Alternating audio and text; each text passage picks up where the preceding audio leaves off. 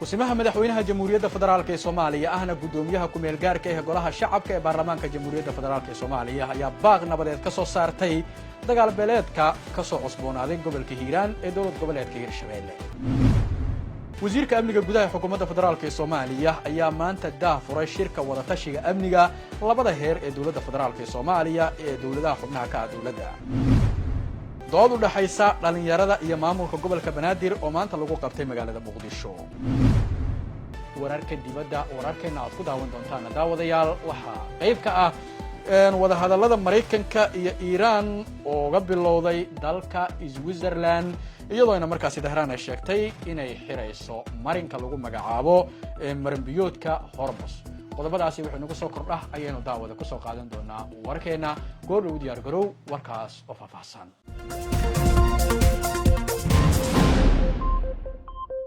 وهاك دعوة أنت صحيح هايان قد بدي ورك وجود دور كورونا هاتن واحد كسر واتان وركاسو في السنة ويدين أخريو أنا جوا عبد القادر محمد معلن كالجعل كسمها مدحوينها جمهورية فدرالك الصومالية أهنا قدوميها كميل جارك يقولها الشعب برلمان كجمهورية فدرالك الصومالية يا باغنا بدل مركزي كسو صارتي تقال بلاد مركزي كسو عصبونا ذي قبل كهيران أو كتيرسن دولة قبلات كهيرشبيلة وربحنتو حينسو كوبيا وريهنا على الصومالي kusimaha madaxweynaha jamhuuriyadda ahna gudoomiyaha kumeel gaarka ah ee golaha shacabka baarlamaanka jamhuuriyadda federaaliga ah ee Soomaaliya Marwo Sacdiyo Yaasiin Xaaji Samatar ayaa baaq nabadeed ka soo saartay dagaal beeleedka ka soo cusboonaaday qaybo ka mid ah gobolka Hiiraan gaar ahaan dirirta dadka walaalaha ah ee isku deegaanka ah ku dhaxmaraya degmada Jalalaqsi ee gobolka Hiiraan. kusimaha madaxweynaha ayaa ugu baaqday dhammaan waxgaradka odayaasha dhaqanka culimo u diinka maamulka iyo bulshada Hiirshabelle inay si degdeg ah ay ugu hoolnaadaan joojinta colaadda dadka walaalaha ah ku dhaxmaraysa degmada Jalalaqsi xal waara oo nabadeedna loo helo khilaafka jira. anigoo ah gudoomiyaha golaha shacabka waxaan cadeynayaa in aan garab taaganahay dadaal kasta oo lagu joojinayo dhiigga daadanaya laguna nabadeynayo walaalaha shacabka ah ee degan degmada Jalalaqsi ee dagaalamaya ayay tiri gudoomiyaha kumeel gaarka ah ee golaha shacabka. kusimaha madaxweynaha dalka gudoomiye Sacdiyo Yaasiin Xaaji Samatar ayaa ugu dambeyn sheegtay inay waajib tahay in la ilaaliyo nabadda iyo xasiloonida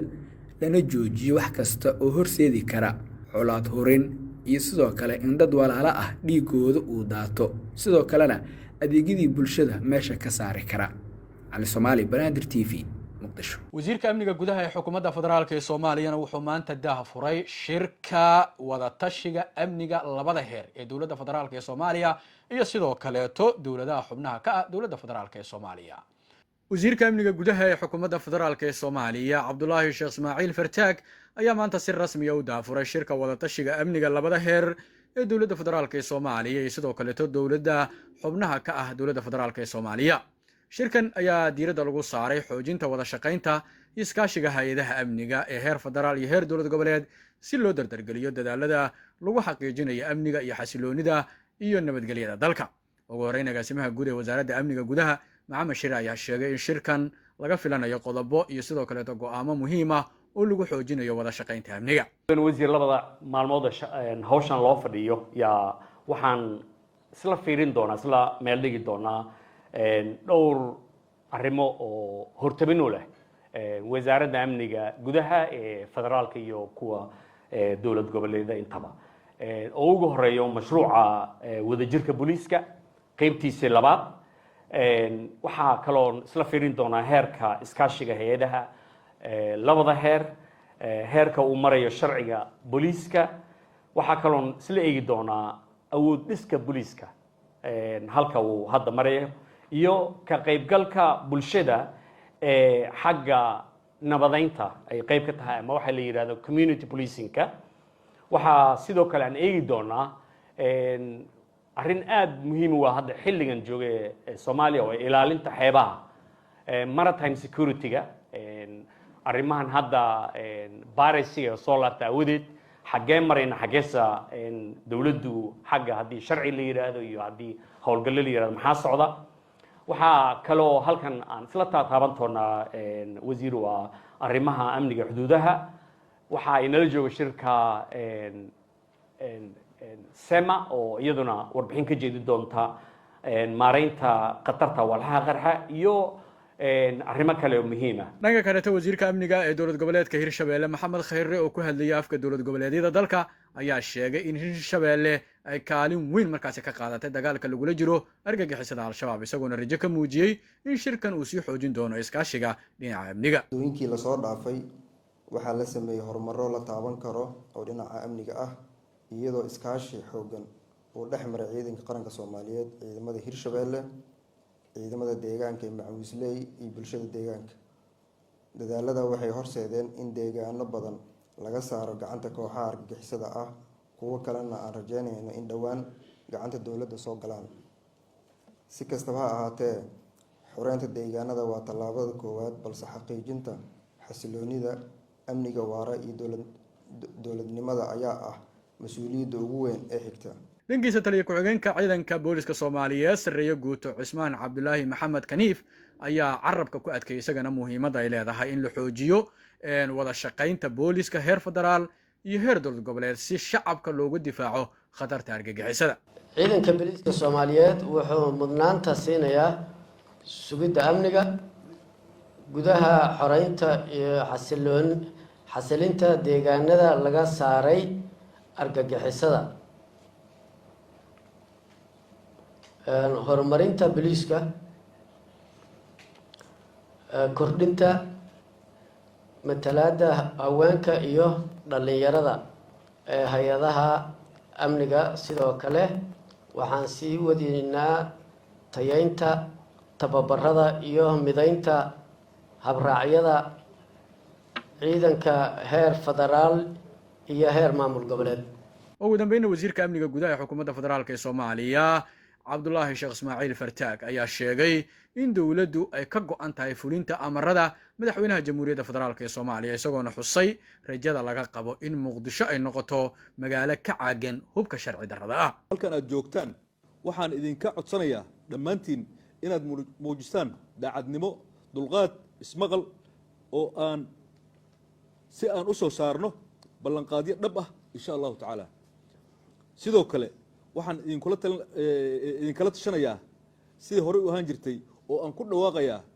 shirka soo socda ee kan ku xigo hadduu Ilaahay ka dhigo in lagu qaban doono dowlad goboleedka Hirshabelle. amniga Soomaaliya xaaladiisu waa ogtihiin meel uu marahayo, meesha u fiicneed buu marahayaa. waxaan rajaynaynaa annagoo fulinayno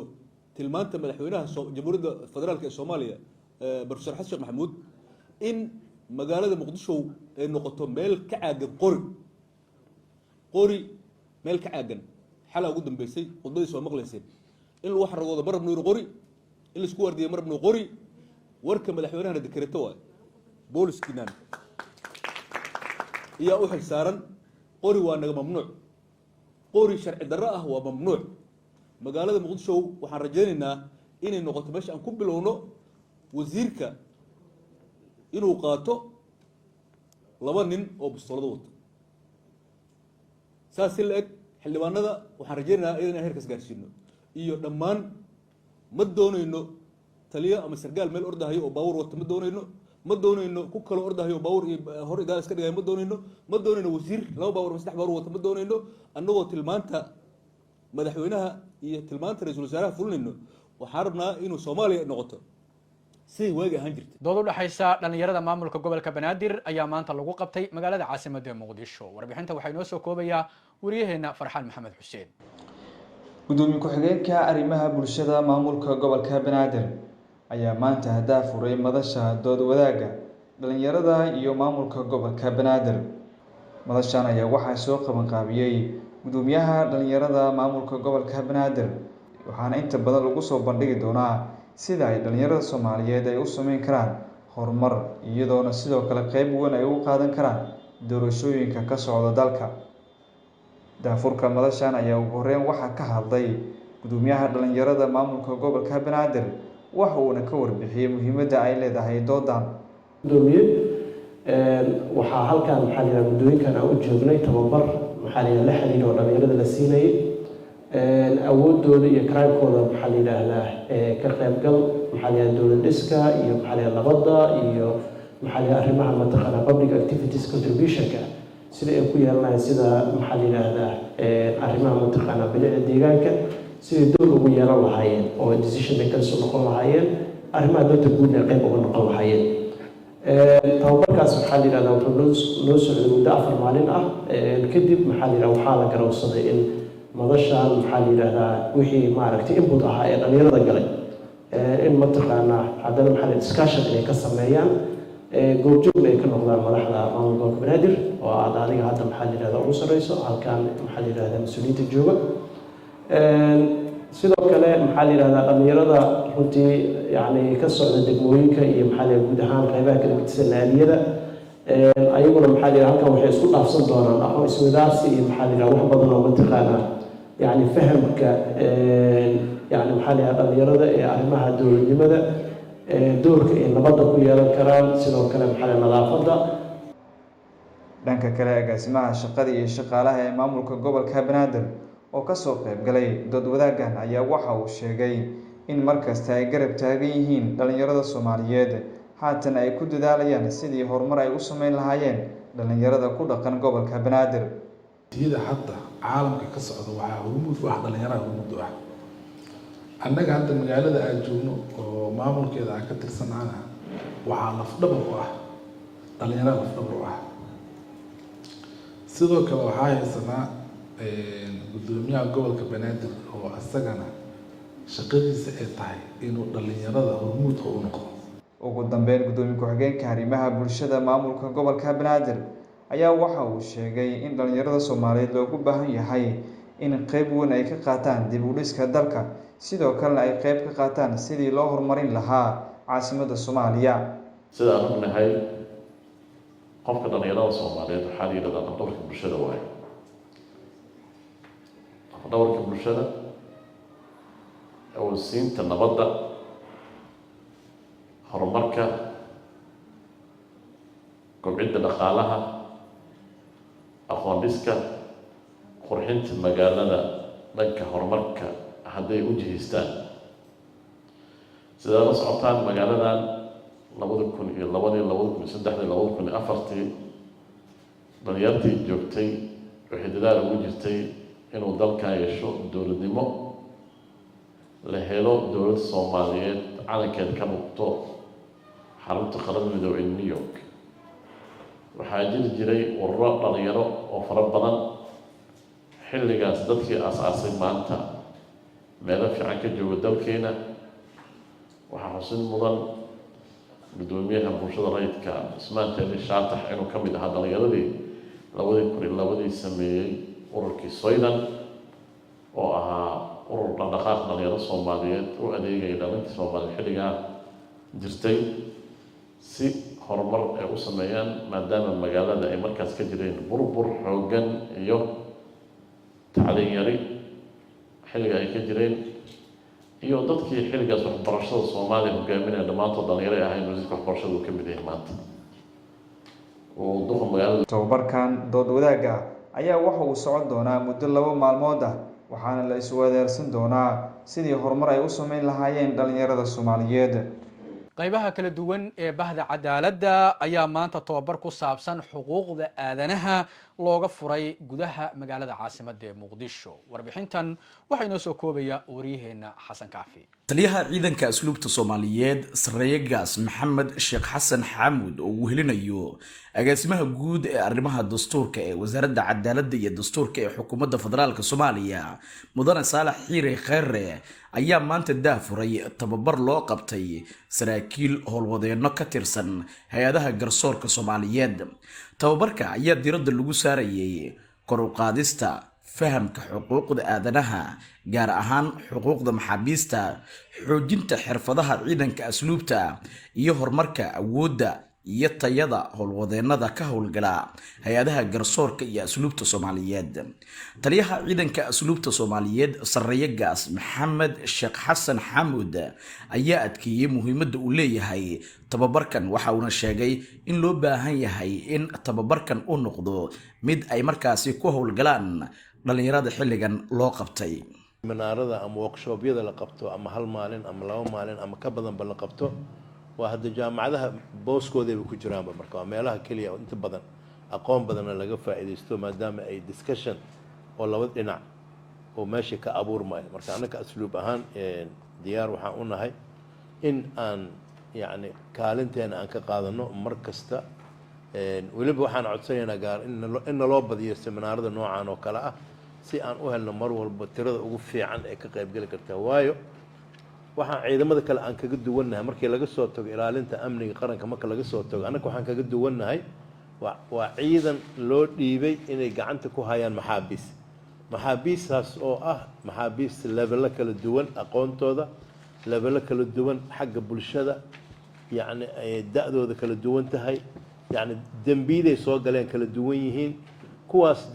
dadkii u xil saarnaa saraakiisha u xil saarneed ama saraakiil xigeenka u xil saarneed oo la rabay inay koow amnigooda ilaaliyaan maxbuuska in amnigiisa la ilaaliyo laba in xuquuqda uu leeyahay ee aadannimo in la dhowro oo aan sharaftiisa aan meel loogu dhicin oo aan maxbuusaa tahay aan wax loogu dhimin waxaa sidoo kale dhiirageliyey bahda ka qaybgalaysay tababarkan agaasimaha guud ee arrimaha dastuurka ee wasaaradda cadaaladda mudane saalax xiire khayre waa ujeedada kulanku waxa weeye tababar ku saabsan ilaalinta xuquuqda bini'aadanka si gaara xuquuqda maxaabiista waxaana saldhig u ah insha allahu dastuurka iyo xuquuqda aadanaha iyo dhammaan diinta islaamku siday u karaamaysay maxaabiista in loo karaameeyo 2 maalin buu socon doonaa shirkeennu insha allah 2 maalin waxaan rajaynayaa aqoon isweydaarsi maadaama ay tahay inay khibradihiina kala duwan aad muddana ka shaqaynayseen inaa idinkuna ka faa'iidaysan doontaan annaguna wixii cilmi nagu jira caqliba aynu isdhaafsan doono haddii alla yidhaahdo tababarkan waxaa ka qaybgalaya bahda garsoorka sida xubno ka kala socda maxkamadda xeer ilaalinta ciidanka booliska iyo ciidanka asluubta Soomaaliyeed marka ay dhameystaan tababarkan ayaa la filayaa in laga dhaxlo howlwadeenno saraakiil aqoon iyo sidoo kale karti leh oo si hufan u gudagali kara waajibaadkooda kana shaqayn kara ilaalinta xuquuqda aadanaha iyo sar u qaadista adeegyada cadaaladda dalka waxaa tababarkan fududeeyay hay-adda wadaniga ah ee kaalo oo inta badan tababar xirfadeed u fidisa maxaabiista ku xiran xabsiyada ku yaala dalka booyadihii ugu badnaa ayaa la isugu geeyey wadada 21 Oktoobar si markaasi looga saaro biyaha warbixintan mar kaleeto waxay noo soo koobiyay wariyahayna Farxaan magaalada caasimadda Muqdisho saacadii la soo dhaafay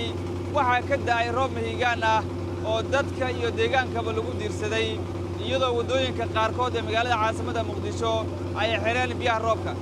hase yeeshee maamulka gobolka Banaadir waxa uu ku dadaalayaa sidii wadooyinkaasi u furi lahaa waxaana wadada 21 Oktoobar la keenay booyadihii ugu badnaa kuwaasi oo qaadaya biyaha halkan yaala sida muuqataba gadaashayda booyada aad u tiro badan ayaa yaala kuwaasi oo haatan ku howlan sidii ay u qaadi lahaayeen biyaha halkan yaal sidii ay u qaadi lahaayeen biyaha wadadan xiray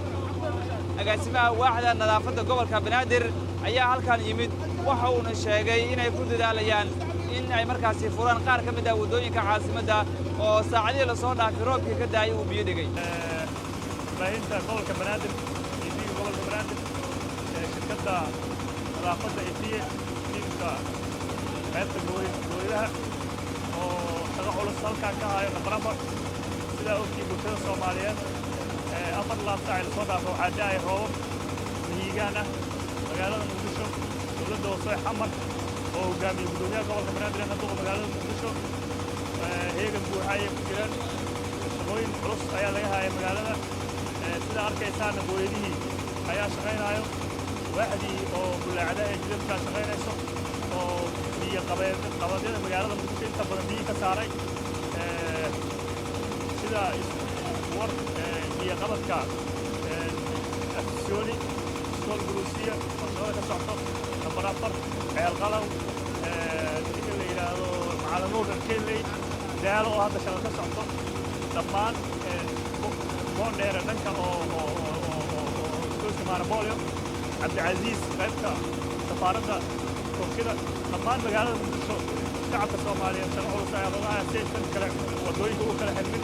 in loo dulqaato raxmadda Ilaahay waa inaan ku shukrino waaye inaan dhibso maahan dhibkana maahan insha allahu tacaala bilaha soo socdana drainage iyo waaweyn oo roob inuu daa'i kale la kala ogeyn aan dhici doonto insha allahu tacaala si magaalooyinka dhigaynaa inay dhacdo insha allahu tacaala saas ayaanan dadaalkeeda wadnaa maamulka gobolka banaadir nahar iyo habeen qorshooyin waaweyn ayuu ka leeyahay si loo maareyn lahaa roobabka magaalada muqdisho insha allahu tacaala annagana sidaa nooga barateenba meel kastoo biyo fadhiistaan insaan loogu soo gurmado ayaan nooga barateen waanu ku jirnaa mar labaad iyo mar saddexaad waxaan u qaabilnaa shacabka Soomaaliyeed oo dulqaad iyo wada shaqayn ee caasimadda degan oo noo muujiyeen sidoo kale waxaan ka tegay ciidanka ilaalada deegaanka oo hadda waddada dhinaceeda loo xiray si shaqada si tartiiba loogu socdo 24 saac ay soo socdo waxaan rajaynaynaa in roobkii ka daa magaalada inta biyo fadhiisan ee magaalada ka jirto in biyaha soo saarno insha allahu tacaala aad iyo aad ayaan umasantii mar labaad iyo mar saddexaad salaamullahi calaykum waraxmatullahi wabarakatu farxaan maxamed xuseen warbaahinta gobolka muqdisho waa hagaag daawada guud ahaan warkii ayaan intaas ku ekeynaya warka waxaa halkan idin kala socodsiinayay anigoo cabdiqadar maxamed macalin kalgacal intaan ku kulmi doono warka xiga waxaan idinkaga tegaynaa daawadayaal sidaasi nabadgelyo